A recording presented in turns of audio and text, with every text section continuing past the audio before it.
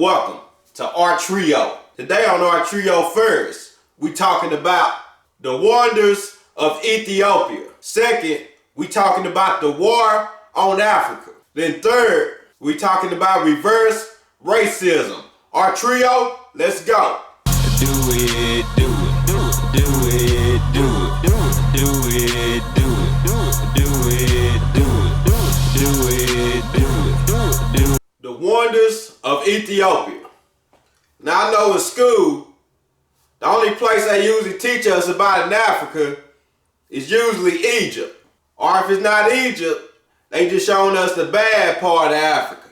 But Ethiopia and other places in Africa have amazing things there as well. Take Ethiopia for example.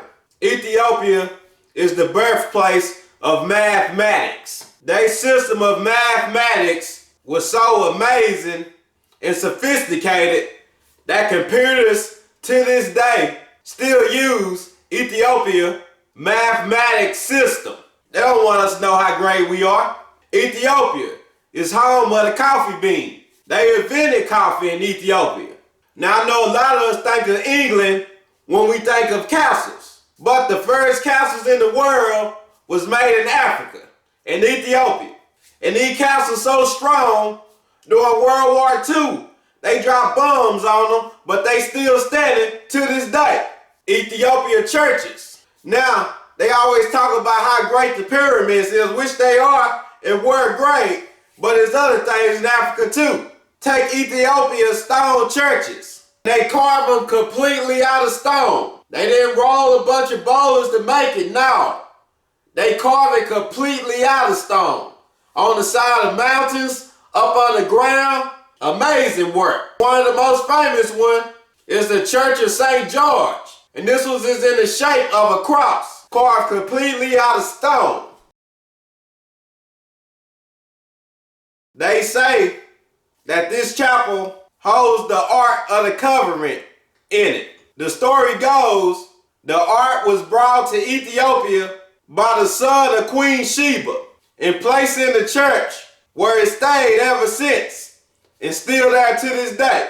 The only person that allowed to see this artifact is the guardian of the chapel. This guard must be a virgin and they are chosen by the previous guard. And they say once a guardian is chosen, he cannot leave that chapel. He dedicated his whole life to guarding that chapel until he died and appoint the next guardian of the chapel. It's a lot of amazing things in Ethiopia and all over Africa. Open your mind up. The war on Africa. Now this is not in your history books.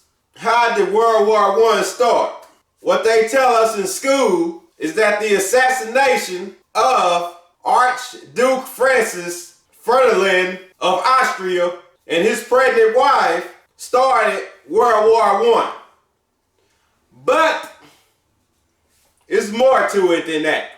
On November the 15th, 1884 through February the 26th, 1885, there was a big conference in Europe called the Berlin Conference. And this conference, basically all the European powers that be came together and discussed colonizing Africa. And the Germans came up with the whole idea to colonize Africa. They were just now emerging as a superpower. They sent missionaries to Africa to spread the word of God. But what they were really doing is getting intel. Seeing which land got the most minerals, which land can farm the best, which routes is best to go through Africa, what's the shortcuts, you name it. They were reporting back when they got back. And y'all still hold on to Christianity. In 1890, the Europeans teamed up and invaded Africa. The French invaded from the north. The British invaded from the northwest, from the Horns by the Italians, and French from the west by the Spanish and Portuguese from the Central West by the Belgians, from the South by the Dutch, and from the East and Southeast by the Germans. All of them simultaneously attacked Africa. It was a joint effort. And you can't find this in the school history book. Now, when the war was finally said and done over with, the Europeans has conquered Africa and colonized them. But Germany got the short end of the stick. The lands that the German got didn't have many minerals. Fast forward in the future, that was a land with plenty minerals and good farmland. But at the time, they didn't discover any minerals. So the Germans were like, hey, this was our idea to begin with, and we got the shortest end of the stick. And so they tried to negotiate with the French and the British. Let us get some of the minerals. Let us be a part of it, because we ain't got nothing where we at. We ain't got many minerals. But all other European countries like, nah, you got what you got. So Germany got mad. Then Germany went to war amongst its own Europeans. Now keep in mind, the Africans didn't just lay down. They was killing thousands and thousands of Europeans. The Africans had bow and arrows. The Europeans had guns and cannons. And the Africans were still winning majority of the wars, even though Europeans was farther ahead when it came to technology. But African lack of technology eventually caught up with them. This is when the Gatling gun was first introduced. And when they introduced the Gatling gun, it was a game changer. They killed over 30,000 Zulu troops in one day. So with that Gatling gun, with them Gatling guns, they took over Africa. Now, this is why World War I really started, because the Germans was left out of the loop. They came up with the idea to colonize Africa, and they didn't get the minerals that the other European countries got. And even though the war was over with, it was a few places in Africa where they didn't give up. Some of them fought for over 50 years. A lot of the wars would have been won if it wasn't for Ethiopia and their Christian beliefs. They paid Ethiopia some money to stay out of the war.